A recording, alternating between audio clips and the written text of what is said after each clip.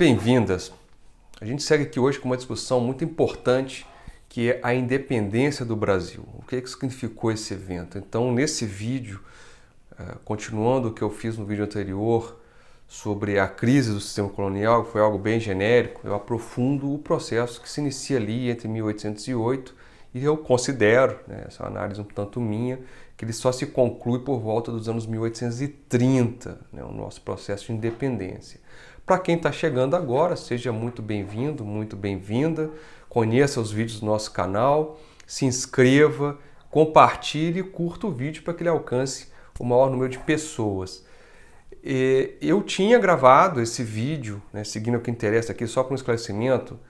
antes do 7 de setembro, eu tinha feito uma gravação sobre essa temática da independência, mas eu fui abatido por um pessimismo, por uma tristeza tão grande de ver como que esse evento estava sendo sequestrado de uma forma, diria até criminosa, uma série de crimes eleitorais por essa nossa extrema-direita, por esse nosso presidente. E isso me deixou muito insatisfeito, o vídeo ficou com um aspecto muito negativo. Então eu esperei baixar um pouco, ver o resultado, ver o que está acontecendo. Eu não acredito que haveria golpe, nem acho que vai ter a possibilidade de golpe, no Brasil não há essa força e nem essa necessidade tão imediata. Mas eu esperei abaixar um pouco, me acalmar para poder gravar. Então aqui vem um vídeo um pouco mais tranquilo, um pouco mais otimista, porque a gente agora em setembro acabou de celebrar esses 200 anos da independência do Brasil, mas essa data, como eu disse, ela foi tristemente sequestrada pelo atual presidente da República e eu acho que mais infelizmente ainda, além dessa série de absurdos que foram propalados pelo esse ocupante aí do Planalto e os seus seguidores fanáticos, ou seja, um desfile militar que tinha trator. O que trator representa? Um líder de nação e os próprios militares, a gente tem que começar a se perguntar tudo isso. E também foi um fato notório o apagamento do sentido concreto de independência no debate público, da construção da nação como uma tarefa necessária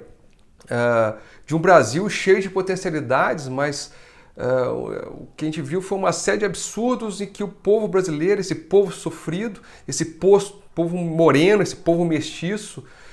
e por isso mesmo, quando o Darcy Ribeiro, detentor de mais humanidades, ele foi ausentado dessa cerimônia. Ele inexistiu, não participou, não houve uma presença significativa de um debate. E eu diria que também até no âmbito da universidade e da universidade pública, da nossa intelectualidade, essa questão ela foi muito secundarizada, ainda existe uma pecha, uma dificuldade de interpretar a nossa independência como se ela fosse algo vergonhoso. Claro, ela foi feita por cima, porém, nem por isso a gente pode deixar nesses 200 anos de debater alguma coisa, tentar entender quem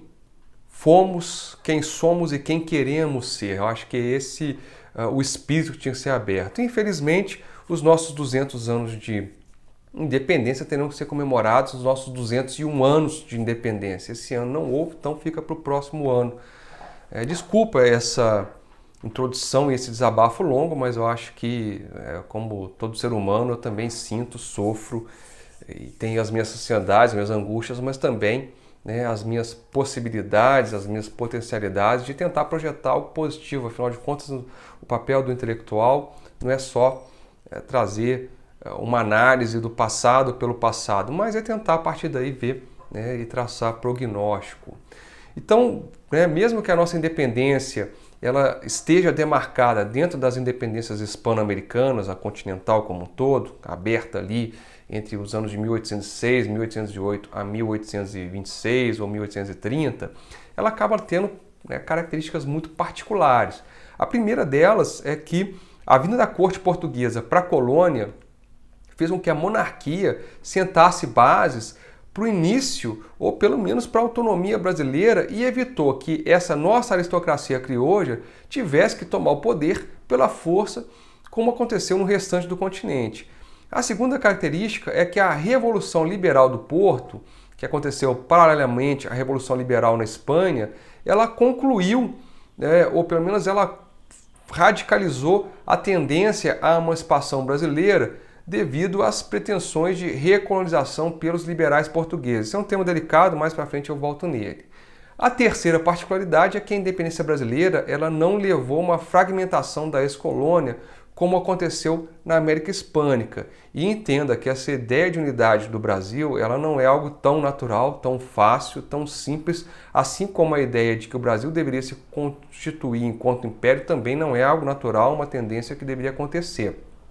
Então o processo de emancipação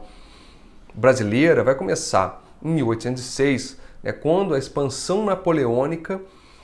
afetou diretamente Portugal como consequência do bloqueio continental decretado por Napoleão Bonaparte na sua luta contra a Inglaterra. Então a monarquia lusitana, sob o pretexto de uma neutralidade, ela se viu numa encruzilhada entre escolher a Inglaterra ou escolher a França. E quando a coroa determinou não fechar as portas ao comércio britânico e manter as suas relações tradicionais com esse país, o Napoleão se dispôs a invadir Portugal em 1807.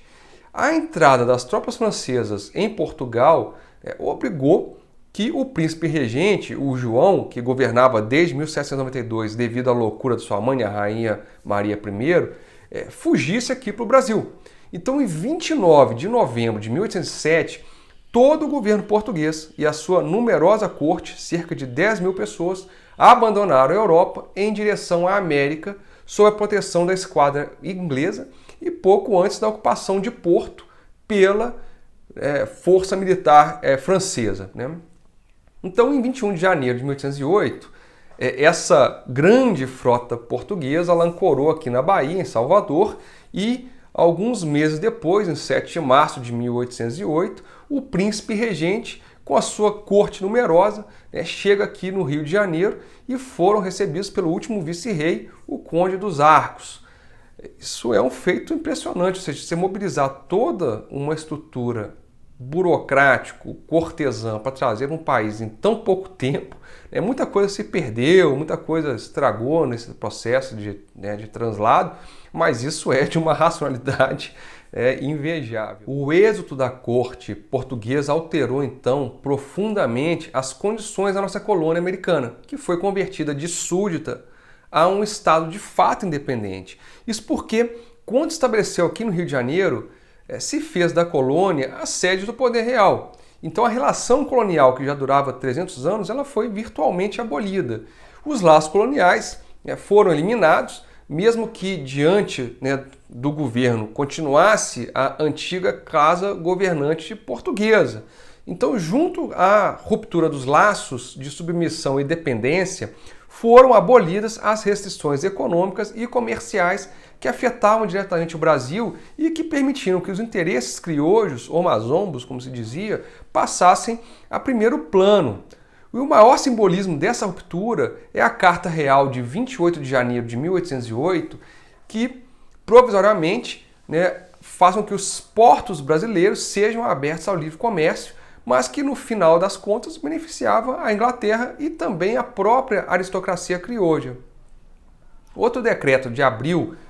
8 de abril do mesmo ano revogou as leis que proibiam a atividade industrial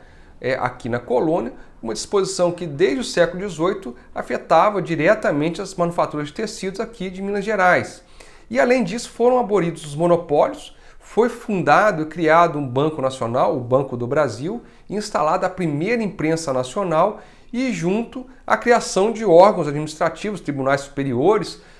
que só existiam na metrópole, e também as escolas de medicina do Rio de Janeiro e de Salvador, as duas em 1808, ou seja, o Brasil não tinha uma tradição de universidade,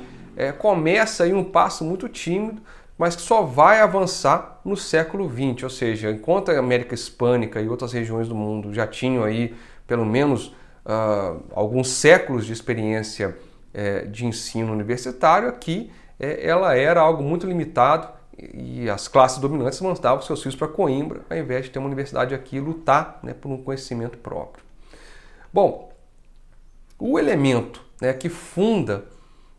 não só a crise final desse capitalismo mercantil salvacionista português indica o desenho da dependência futura, foi o Tratado de 10 de fevereiro de 1810, que fazia da Inglaterra a nação mais favorecida no comércio com o Brasil, mas também você tinha ali um redesenho do Tratado de Methuen,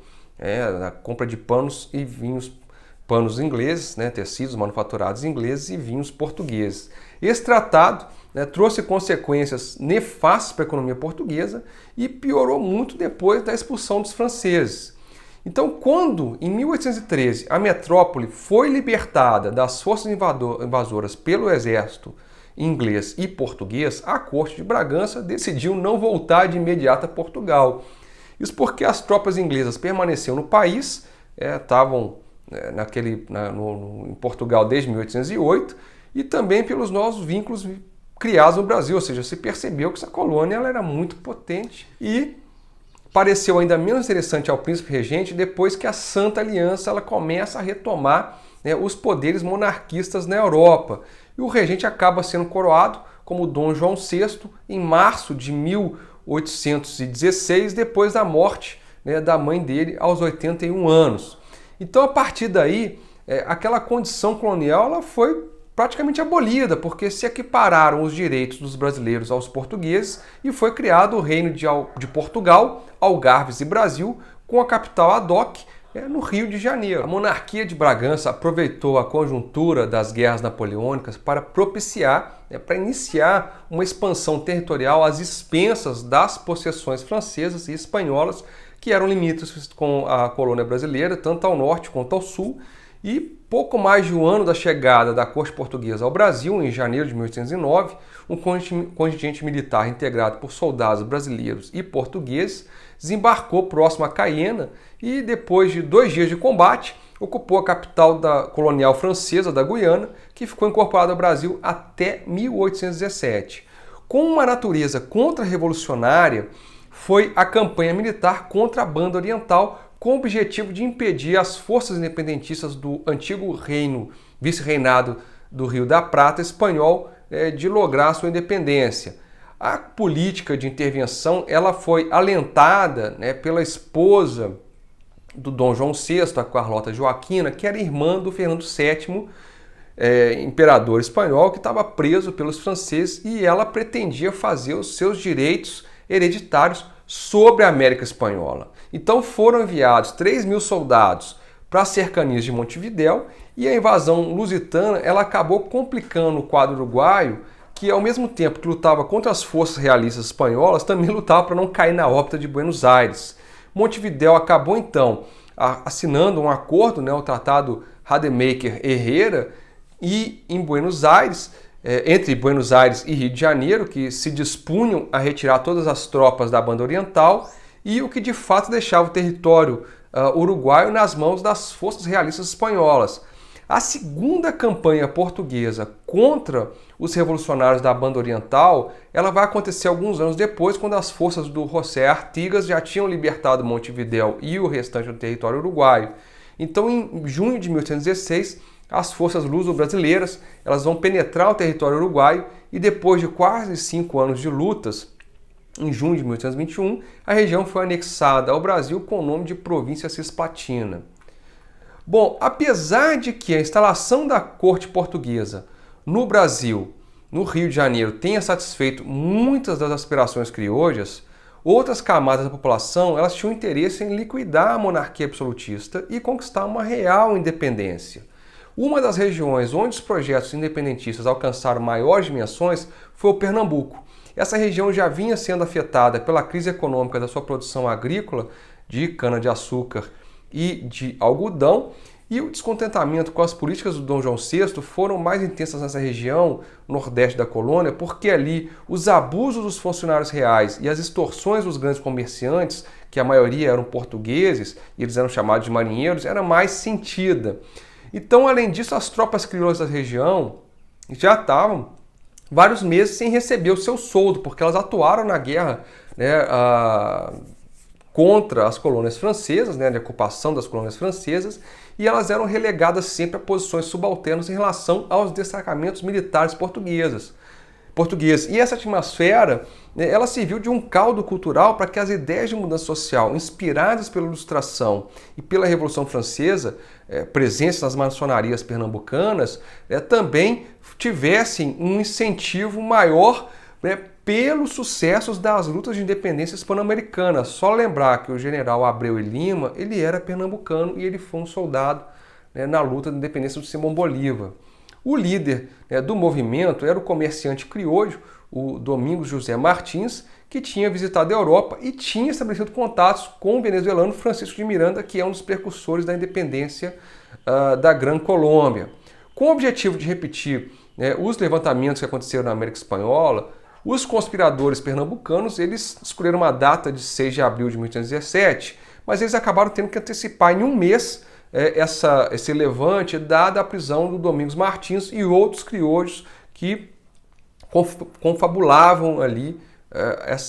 esse levante. Então, em 6 de março, acabou instalando a sublevação, que foi exitosa e permitiu a formação de um governo independente, integrado por Martins, presidente da junta do governo, o latifundiário Manuel Corrêa de Araújo, o padre João Ribeiro, o advogado José Luiz Mendonça e o oficial militar, o Domingos Teotônio Pessoa. Entre os decretos, né, desse governo